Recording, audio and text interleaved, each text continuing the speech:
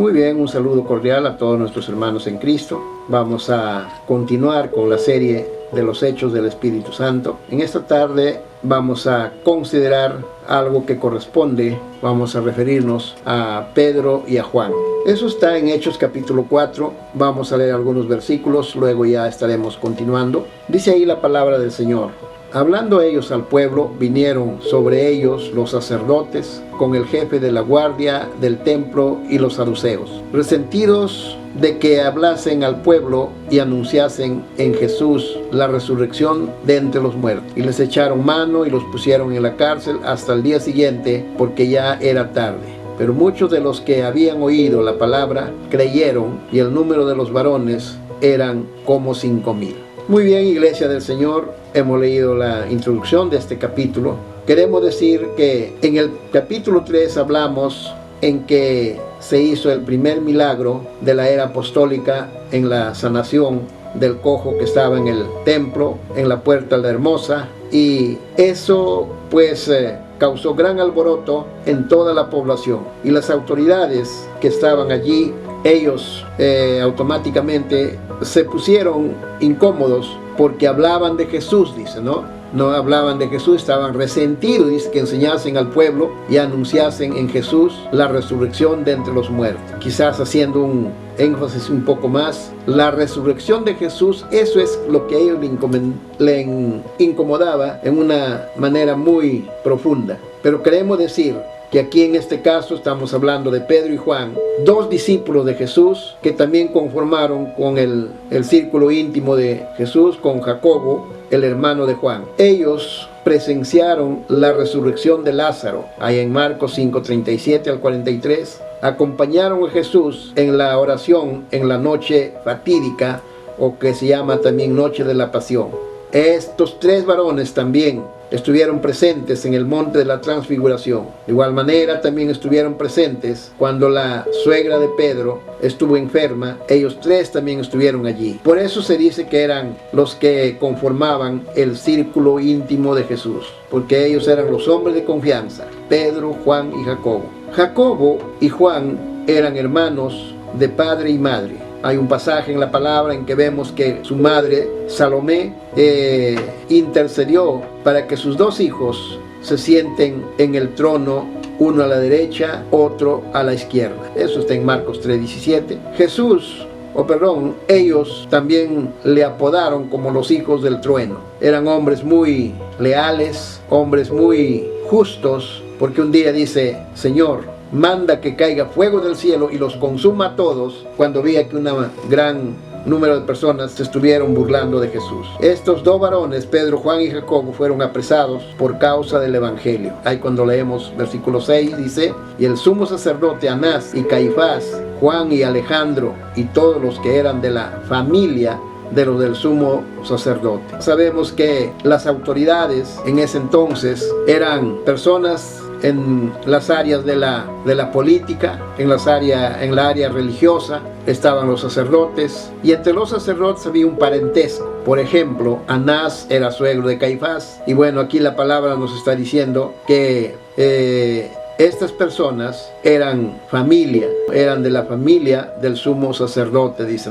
También ahí encontramos otro grupo de personas que estaban los guardias del templo, personas encargadas que rodeaban el muro del templo para guardar el orden, para que cualquier cosa que se suscitara, inmediatamente ellos pudieran guardar el orden. También vemos a los saduceos. Saduceos era una secta religiosa que ellos negaban que no había resurrección. Ellos no creían en la resurrección.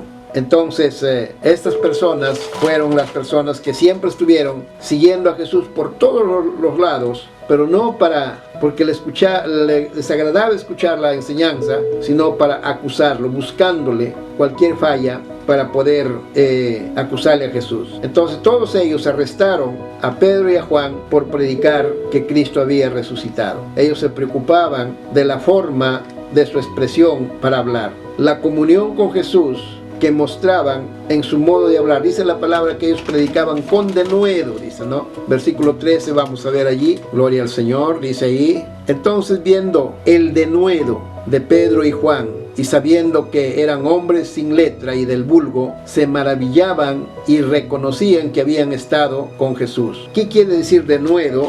Indica que tenían unas palabras de convencimiento. Ellos aseguraban y ellos trataban de convencer a la gente de que las palabras que ellos hablaban eran palabras pues mucho poderosas que hablaban a la gente, y la gente pues se compungían de corazón y les creían. Eso quiere decir denuedo. Entonces también conocían que ellos eran hombres antes de que sucediera esto. Eran hombres humildes, hombres sencillos, hombres sin letra, dice, hombres del vulgo, pero ahora lo veían hombres ya diferentes. ¿Cuál había sido la causa de esa diferencia? Que eran hombres transformados por el poder del Espíritu Santo de Dios. Porque ese poder que vino en Hechos capítulo 2, cuando ellos están en Pentecostés, eso lo transformó. Todo el temor, el miedo, todo eso salió de ellos y se convirtieron en poderosos en la palabra de Dios. Ellos hacen una oración allí en el versículo 24, cuando nosotros vemos, ¿no? Capítulo 24 de Hechos 4 dice de esta manera. Del 23 leemos ahí, ¿no? Y puestos en libertad vinieron a los suyos y contaron todo lo que los principales sacerdotes y ancianos habían dicho, y ellos habiéndolos oído, alzaron unánime la voz de Dios y dijeron: Soberano Señor, tú eres el Dios que hiciste el cielo y la tierra, el mar y todos los que en ellos hay. Que por boca de David tu siervo dijisteis: ¿por qué se amotinan las gentes? Pueblos piensan cosas vanas. Situaciones que estaban allí ocurriendo. El pueblo se amotinó para poder tomar preso a Pedro allí, acusándolos, indicándoles que eran hombres alborotadores. Seguimos leyendo el 26, dice: y se reunieron los reyes de la tierra, los príncipes se juntaron en uno contra el Señor y contra su Cristo. Porque verdaderamente se unieron en esta ciudad, hablando de Jerusalén, contra tu Hijo Santo Jesús, a quien ungiste, Herodes y Poncio Pilato, y los gentiles y el pueblo de Israel, para hacer cuanto su mano y tu consejo habían antes determinado que sucediera. Y ahora, Señor, mira sus amenazas, concede a tus siervos que con todo denuedo hablemos la palabra de Dios. Y mientras extiende tu mano para que se hagan sanidades y señales, los prodigios, mediante el nombre de tu santo Hijo Jesús. Cuando hubieron orado, el lugar en que estaban congregados tembló, y todos fueron llenos del Espíritu Santo y hablaban con denuedo la palabra de Dios. Entonces, mire usted, aquí vemos ya ellos, como decíamos, hombres transformados, hombres llenos del poder de Dios. Ellos automáticamente vieron los resultados en que las puertas se abrieron y ellos salieron de la prisión. Por mucha seguridad que habían puesto, Dios a través del Espíritu Santo permitió que ellos salieran y vinieron donde estaban reunidos allí. La iglesia está orando, la iglesia no está llorando, la iglesia no está lamentándose, la iglesia está orando allí por aquellos líderes, los apóstoles que estaban allí pagando el precio de la salvación. Y cuando ellos están orando, ellos se presentaron delante de el remanente que está allí. Y entonces ellos se alegraron. Y dice la palabra que ahí contaron las cosas que había pasado, de toda la forma como le habían torturado. Y dice que ellos hicieron una oración pública allí con todos. Y es una oración modelo. Por eso es necesario, antes de quejarse, antes de lamentarse, ir al Señor en oración. Y fue una victoria grandiosa. Necesitamos orar con otros, así como hoy día pasan estas cosas en nuestro país. De repente hay gente que está sufriendo, de repente hay gente que está lamentando, aún siendo cristianos. Pero desde aquí le decimos que ponga su confianza en el Señor, para que esa tristeza, ese lamento, esa pena pueda diluirse, porque hay un Dios, un Señor que nos llena de poder, que nos da esperanza para poder librar todo tipo de cosas desagradables. Por eso decía el Señor allí en su palabra: Jehová es mi pastor y nada me faltará. Esa confianza tiene que haber en la iglesia. Usted como creyente tienes que buscar esa confianza, que seas un cristiano realmente convertido de la forma como piensa el mundo, que pienses de una manera más madura.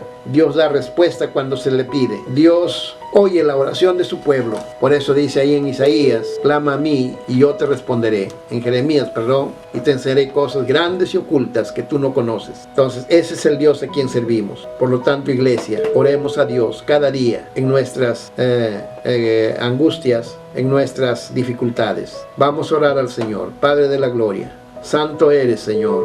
Ayúdanos cada día a ser fieles delante de ti. No permitas que nos gane el temor, que nos gane el miedo, que nos gane, Señor Jesús, la tibieza espiritual, sino que profundicemos cada vez más. Pongamos en práctica, Señor, todas aquellas cosas que hemos aprendido, que hemos recibido, toda la enseñanza, Señor, que hemos recibido en el tiempo que somos cristianos. Eso la pongamos en práctica, porque, Señor, tú quieres renovarnos. Tú quieres, Señor, que haya un pueblo orante para que puedan siempre tocar tu corazón, porque tú estás puesto, tú has dicho, clama a mí y yo te responderé. Gracias, Señor, por esa promesa. Oh Dios Santo de la Gloria, bendice a tu iglesia, bendice a nuestros hermanos ancianos, aquellos nuestros hermanos que están con dolencias. Oh Señor Jesús, pon tu mano poderosa, porque tú eres el médico de los médicos. Cura, Señor, toda enfermedad, y así de esa manera, Señor Jesús, tu nombre es glorificado. Gracias, bendito Dios. Amén y amén. Muy bien, iglesia del Señor, le deseamos muchas bendiciones y no se olviden que estas meditaciones están saliendo todos los días a partir de las 5 de la tarde. Gracias al Señor por todas estas cosas. Le invitamos siempre a tener una confianza, quizás a llamarnos para poder tener una comunicación más con ustedes. Siempre el número del celular es 956-97-2911. Una vez más, 956-97-2911. Con toda confianza lo atenderemos y poder estar más de cerca también con ustedes. Señor los bendiga ricamente. Vamos a cantar el himno número 54, Donde quiera con Jesús. A cualquiera parte sin temor iré, si Jesús dirige mi seguro pie, sin su compañía todo es pavor, mas si Él me guía no tendré temor. Con Jesús por doquier sin temor iré, si Jesús me guía nada temeré. Con Jesús por guía donde quiera voy, caminando en pos de Él seguro estoy. Que aunque padre y madre me puedan faltar, Jesucristo